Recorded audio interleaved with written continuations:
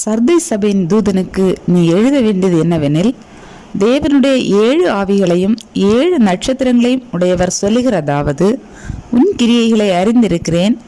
நீ உயிருள்ளவனென்று பெயர் கொண்டிருந்தும் செத்தவனாயிருக்கிறாய். நீ விழித்து கொண்டு சாகிறதற்கு ஏதுவாய் இருக்கிறவைகளை ஸ்திரப்படுத்து. உன் கிரியைகள் தேவனுக்கு முன் நிறைவுள்ளவைகளாக நான் காணவில்லை. ஆகையால் நீ கேட்டு பெற்றுக்கொண்ட வகையை நினைவு கூர்ந்து அதை கை கொண்டு மனந்திரும்பு. நீ விழித்திராவிட்டால் திருடனை போல் உன்மேல் வருவேன். நான் உன்மேல் வரும் வேலையை அறியாதிருப்பாய். ஆனாலும் தங்கள் வஸ்திரங்களை அசுசிப்படுத்தாத சில பேர் சர்தையிலும் உனக்குண்டு. அவர்கள் பாத்திரவான்கள் ஆனபடியால் வெண் வஸ்திரம் தரித்து என்னோடே கூட நடப்பார்கள்.